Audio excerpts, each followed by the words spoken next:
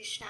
हरि भक्ति विलास में कहा गया है कि जो प्रबोधिनी एकादशी का व्रत करता है वो पुनः किसी अन्य माता के गर्भ में प्रवेश नहीं करता। इसलिए एक व्यक्ति को सभी प्रकार के कार्यों को त्याग कर उत्थान एकादशी के दिन उपवास अवश्य करना चाहिए। और ये उत्थान एकादशी यानी प्रत्येक वर्ष कार्तिक मास के शुक्ल पक्ष में आने वाली देव उठनी एकादशी, जिस दिन भगवान श्री हरि 4 मास की योग निद्रा के बाद जागृत होते हैं, ये वही दिन है जिस दिन से तुलसी विवाह का आरंभ होता है। इसी दिन से भीष्म पंचक की शुरुआत भी होती है और इसी दिन से सभी मांगलिक कार्य जैसे कि विवाह, यज्ञ, होम, हवन, गृह प्रवेश इत्यादि का आरंभ हो जाता है। तो चलिए इस देव उठनी एकादशी के उपलक्ष्य में आज उसकी पौराणिक कथा का श्रवण करते हैं। स्कंद पुराण में इस देव उठनी एकादशी के उपलक्ष्य में एक सुंदर पौराणिक कथा प्राप्त होती है, जिसमें सृष्टि के रचयिता ब्रह्मा जी अपने पुत्र देवर्षि नारद मुनि को संपूर्ण कार्तिक मास का महत्व समझा रहे थे। और उस समय नारद मुनि के मन में इसी मास में आने वाली पवित्र एकादशी का महत्व जानने की जिज्ञासा हुई। इसी जिज्ञासा वश उन्होंने ब्रह्मा जी से प्रश्न किया। उन्होंने कहा, हे तात, कार्तिक मास के शुक्ल पक्ष में आने वाली एकादशी का इतना महत्व क्यों है? कृपया मुझे इस एकादशी का वर्णन कह सुनाए। इसके उत्तर में ब्रह्मा जी कहते हैं, हे नारद, लोक कल्याण हेतु तुमने ये अत्यंत आवश्यक प्रश्न किया है, इसलिए मैं अब तुम्हें समस्त पापों का नाश करने वाली, मोक्ष प्रदान करने वाली देव उठनी एकादशी की महिमा सुना रहा हूँ। अतः इसे ध्यान पूर्वक श्रवण करो। ये एकादशी सभी को अनंत पुण्य फल, आनंद, मोक्ष प्रदान करने वाली एकादशी है। इस एकादशी के पालन से मिलने वाला पुण्य फल सहस्त्र अश्वमेघ यज्ञ या राजसूय यज्ञ से प्राप्त पुण्यों से भी कई गुना अधिक प्राप्त होता है। ये सुनने के बाद नारद मुनि ने फिर से ब्रह्मा जी से पूछा कि हे पिताश्री, एक समय भोजन ग्रहण करने पर और पूर्ण उपवास करने पर उपरांत प्राप्त होने वाले फलों के विषय में अब आप मुझे बताएं। तो ब्रह्मा जी ने कहा, एकादशी पर केवल एक बार भोजन ग्रहण करने से उसके केवल एक जन्म के पाप नष्ट होते हैं। जो व्यक्ति केवल रसाहार यानी मध्याह्न भोजन करता है उसके 2 जन्मों के पाप नष्ट होते हैं। लेकिन जो व्यक्ति इस दिन पूर्ण उपवास का पालन करता है उसके 7 जन्मों के पाप नष्ट हो जाते हैं। हे पुत्र, देव उठनी एकादशी का प्रभाव इस त्रिभुवन में भी दुर्लभ है। इस एकादशी के पालन से अक्षय फल की प्राप्ति होती है, जो हमारे इस जन्मों के साथ साथ हमारे आने वाले कई जन्मों तक साथ रहता है। इसके प्रभाव द्वारा मेरु पर्वत के समान अनंत पाप भी नष्ट हो जाते हैं। जो भी मनुष्य निश्चय और निष्ठा पूर्वक इस एकादशी का पालन करता है उसे 100 जन्मों के पाप से मुक्ति मिल जाती है। जो मनुष्य इस एकादशी के दिन उपवास करके रात्रि में जागरण करता है, हरि कीर्तन या हरि जप करता है, तो उसके साथ साथ उसकी भूत, भविष्य और वर्तमान की सभी पीढ़ियों का भी उद्धार हो जाता है। भले ही उसके पूर्वज रौरव नामक नर्क में यातना भुगत रहे हो, लेकिन फिर भी इस एक एकादशी का पालन करने से वो सभी नर्क की यातना से मुक्त हो सकते हैं। लेकिन अगर कोई व्यक्ति एकादशी के दिन व्यग्रता पूर्वक अन्न ग्रहण करता है तो उसके द्वारा की गई भगवान विष्णु की आराधना भी, जो भी पुण्य अर्जित किया गया था, वो सभी गुणों का नाश हो जाता है और उसका नर्क में पतन हो जाता है। यदि मनुष्य एकादशी के दिन भोजन करता है तो वो मनुष्य प्रत्येक ग्रास में पापों का भागीदार बनता है। एकादशी का पालन न करने से महातपस्वियों को भी अप्रलय नामक नरक में पच्यमान होना पड़ता है। घोर पापों से लिपटा हुआ मनुष्य भी अगर इस एकादशी का पालन कर ले तो वो उसके समस्त पापों को नष्ट करके वैकुंठ में स्थान प्राप्त करता है। इसलिए पूर्ण निष्ठा और श्रद्धा पूर्वक इस एकादशी का प्रत्येक मनुष्य को पालन करना चाहिए, जिसके पुण्य फल से वो अपने समस्त पापों को नष्ट करके भगवान श्री हरि की शरण प्राप्त कर सकता है। इस कथा को आगे सुनाते हुए ब्रह्मा जी कहते हैं, हे नारद, जो भी मनुष्य इस कार्तिक मास में भगवान श्री हरि विष्णु की पूजा और एकादशी व्रत का पालन नहीं करता है उसके सभी पुण्यों का क्षय हो जाता है, चाहे वो कितना ही दान, यज्ञ और धर्म कर ले। इसलिए प्रत्येक व्यक्ति को कार्तिक मास की इस एकादशी का पालन अवश्य करना चाहिए। कार्तिक मास में जो भी भगवान श्री हरि विष्णु के गुण और लीलाओं का श्रवण करता है उसे सहस्त्र गौदान करने का फल मिलता है। अब नारद मुनि ने फिर से उत्सुकता पूर्वक ब्रह्मा जी से पूछा, हे पितामह, एकादशी किस प्रकार करनी चाहिए? इसकी संपूर्ण विधि का वर्णन करें। तो इसका उत्तर देते हुए ब्रह्मा जी कहते हैं, हे नारद, इस दिन व्यक्ति को ब्रह्म मुहूर्त में उठकर स्नान करना चाहिए। कार्तिक स्नान का विशेष महत्व है। तन और मन को शुद्ध करने के बाद भगवान श्री हरि की पूजा करनी चाहिए। उनके अनेक नामों का जप करना चाहिए। साथ ही भगवान श्री हरि की लीलाओं का कथा श्रवण करके इस दिन संपूर्ण उपवास का पालन करना चाहिए। रात्रि के समय में भी भगवान श्री हरि की पूजा आराधना करते हुए जागरण करके सत्संग और कीर्तन में अपना समय व्यतीत करना चाहिए। और इस प्रकार संपूर्ण दिवस और रात्रि में भक्ति भाव पूर्वक व्रत का पालन करने के बाद द्वादशी के दिन अपना इस व्रत का पारण करना चाहिए और उसके बाद भोजन ग्रहण करना चाहिए। साथ ही इस दिन संपूर्ण प्रकार से अपने मन को भी शुद्ध रखना चाहिए, यानी किसी भी प्रकार का लोभ, मोह, क्रोध, कुविचार इत्यादि अपने मन में नहीं रखने चाहिए। हाथ में चक्र धारण करने वाले परम भगवान श्री हरि को प्रसन्न करने के लिए मनुष्यों को सभी कामनाओं को त्याग कर, सभी कार्यों को त्याग कर पूर्ण समर्पण भाव से इस एकादशी व्रत का पालन करना चाहिए।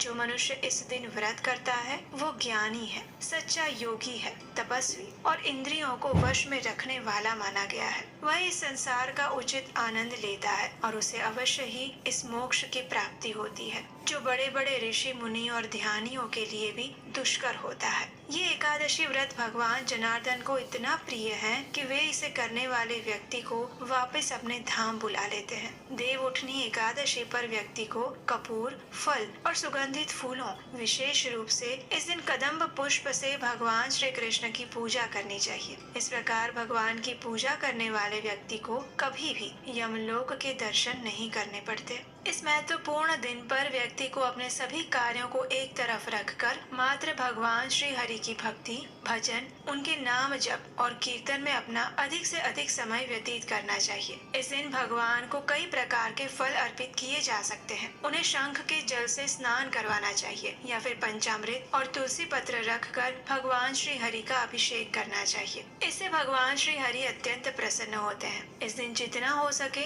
उतनी तुलसी देवी की अधिक से अधिक पूजा अर्चना और सेवा भी करनी चाहिए। उनके समक्ष बैठकर भगवान श्री हरि के नाम का जप करना चाहिए। हरे कृष्ण महामंत्र यानी हरे कृष्ण कृष्ण कृष्ण हरे हरे, हरे राम राम राम हरे हरे, इस महामंत्र का अधिक से अधिक जप करना चाहिए। ये महामंत्र है जो मनुष्य को इस भौतिक संसार के सभी कष्टों से दूर करके उसे आध्यात्मिक लोक की प्राप्ति कराने में सक्षम है। तो इस एकादशी के दिन इस महामंत्र का अधिक से अधिक यानी कम से कम 8 माला, 16 माला, 25 माला या 32 माला का जप अवश्य करना चाहिए। इस दिन तुलसी देवी को जल अर्पित करके उनकी पूजा करनी चाहिए। उनके समक्ष दीपक प्रज्वलित करना चाहिए। भगवान श्री हरि और तुलसी देवी की पूजा आराधना करके मनुष्य समस्त नदियों में स्नान करने के समान पुण्य फल प्राप्त कर लेता है। हे नारद, इस प्रकार पूर्ण भक्ति भाव से इस एकादशी का पालन करके, उपवास रख के, भगवान श्री हरि की पूजा आराधना करके, उनके पवित्र नामों का महामंत्र का जाप करके और द्वादशी के दिन प्रातः ब्रह्म मुहूर्त में उठकर भगवान श्री हरि की पुनः सेवा पूजा,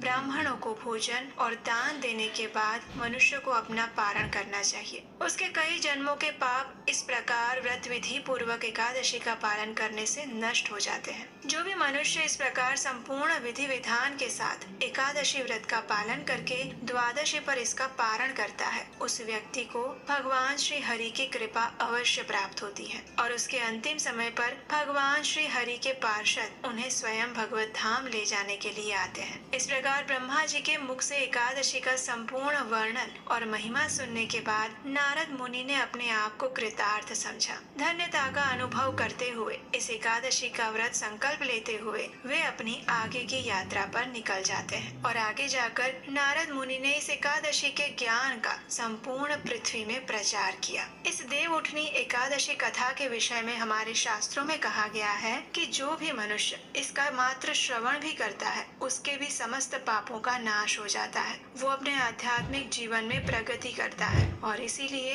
इस एकादशी के दिन अपने आप को भगवान श्री हरि के चरणों में समर्पित करके जितना हो सके उतनी अधिक से अधिक भगवान श्री हरि की सेवा, पूजा, नाम जप और आराधना करने के साथ साथ इस कथा का श्रवण भी अवश्य करना चाहिए। जो भी व्यक्ति शारीरिक रूप से असक्षम है, उन्हें भी इस एकादशी के दिन कम से कम इस कथा का श्रवण अवश्य करना चाहिए। तुलसी देवी के समक्ष बैठकर हरे कृष्ण महामंत्र का अधिक से अधिक जप करना चाहिए। जो फल अश्वमेघ यज्ञ जैसे महान यज्ञों द्वारा प्राप्त किया जा सकता है, वही पुण्य फल इस पावन एकादशी के दिन इस कथा का श्रवण करके, उपवास करके और रात्रि जागरण करके भी सहजता से प्राप्त किया जा सकता है। प्रत्येक मनुष्य को सभी प्रकार के कार्यों को त्याग कर इस उत्थान एकादशी के दिन उपवास का पालन करना चाहिए। एकादशी पर उपवास करने का वास्तविक कारण शरीर की मांगों को कम करना और जप या भगवान की सेवा को बढ़ा देना यही है। अपने आप को अधिक से अधिक भगवान श्री कृष्ण के चरण कमलों में समर्पित करना, उनकी कथा का श्रवण करना, उनके द्वारा बताए गए निर्देशों को, हमारे आध्यात्मिक ग्रंथों का अध्ययन करना और हरे कृष्ण महामंत्र की अधिक से अधिक माला का जप करके प्रभु की सेवा में लीन रहना, यही उसका उद्देश्य है। इस दिन हमारी चेतना को भगवान श्री कृष्ण की भक्ति में लीन करके रखना चाहिए, जिससे हमारे तन और मन दोनों का शुद्धिकरण होता है। श्री चैतन्य महाप्रभु कहते हैं कि चंद्र की कलाओं की वृद्धि और क्षय से वनस्पति और प्राणियों के शरीर में स्थित अन्न रस की सत्व वृद्धि और सत्व क्षय का संबंध है। इस बात का वर्णन वेद आदि शास्त्रों में भी किया गया है। इन चीजों का उपवास से सीधा संबंध है, इसलिए किसी विशिष्ट तिथियों पर किए जाने वाले उपवास का हमारे आरोग्य के साथ भी प्रत्यक्ष संबंध देखा गया है। इस प्रकार शरीर में अनिष्ट परिणामों और जो रोग बीज उत्पन्न होते हैं, उससे हमारे शरीर की रक्षा के लिए भी हमारे शास्त्रों ने 15 दिन में एक बार यानी प्रत्येक एकादशी के दिन उपवास करने की सलाह दी है। तो इस प्रकार हम देख सकते हैं कि एकादशी का सिर्फ आध्यात्मिक ही नहीं, शारीरिक रूप से भी अत्यंत महत्व है। देवउठनी एकादशी वर्ष में आने वाली अत्यंत महत्वपूर्ण एकादशी है, इसलिए इस दिन अपने आप को ऐसे कार्यों से दूर रखना चाहिए जो हमारी भक्ति के लिए प्रतिकूल माने जाते हैं, जैसे क्रोध करना, असत्य वचन बोलना, किसी की निंदा करना, प्रजल्प करना, व्यर्थ की बातों में समय गंवाना, दिन के समय में सो जाना, मोबाइल, टीवी, सोशल मीडिया इत्यादि में समय व्यर्थ करना, जो कार्य अत्यंत आवश्यक नहीं है वैसे कार्य भी करते रहना। इन सभी चीजों को हमें एकादशी के इस पावन अवसर पर त्याग देना चाहिए। इस दिन ना तो किसी के साथ वाद विवाद करना चाहिए और ना ही किसी पर अनावश्यक क्रोध और चर्चाओं में लिप्त होना चाहिए। प्रयास करना चाहिए कि इस दिन अधिक से अधिक हम भगवान श्री कृष्ण की भजन कीर्तन सुने, उनकी कथाओं का श्रवण करें, उनके द्वारा दिए गए निर्देशों का पाठ करें, भगवत गीता, श्रीमद् भागवतम जैसे ग्रंथों का अध्ययन करें। किस प्रकार हम भगवान और उनके भक्तों की सेवा कर सकते हैं, उस विषय में चिंतन करें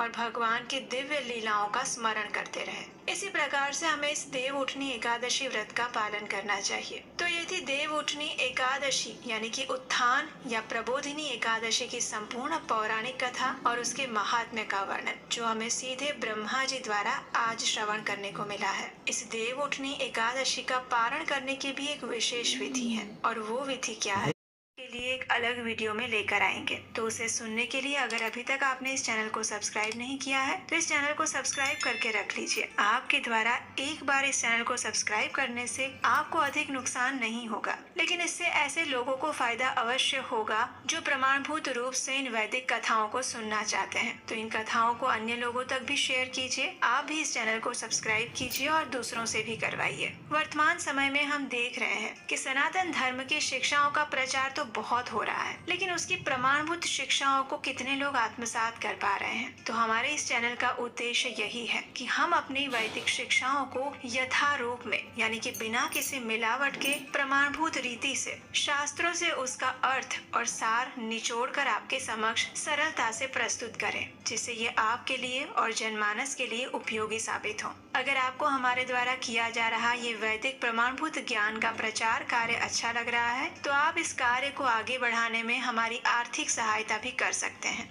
दिया गया ये सहयोग वैदिक धर्म और उसके ज्ञान को यथारूप प्रमाणभूत रूप में संपूर्ण विश्व में प्रचारित करने में सहायता करेगा और इसका विशेष पुण्य फल इस कार्तिक मास में आपको मिलेगा। तो चलिए इस दुर्लभ अवसर को खोने नहीं देते हैं। इसका अधिक से अधिक लाभ उठाते हुए इस देव उठनी एकादशी को अपने जीवन में अत्यंत महत्वपूर्ण स्थान देते हुए भगवान श्री कृष्ण नंद नंदन के श्री चरणों में अपनी चेतना, मन और शारीरिक कार्यों को समर्पित करते हैं। हरे कृष्णा।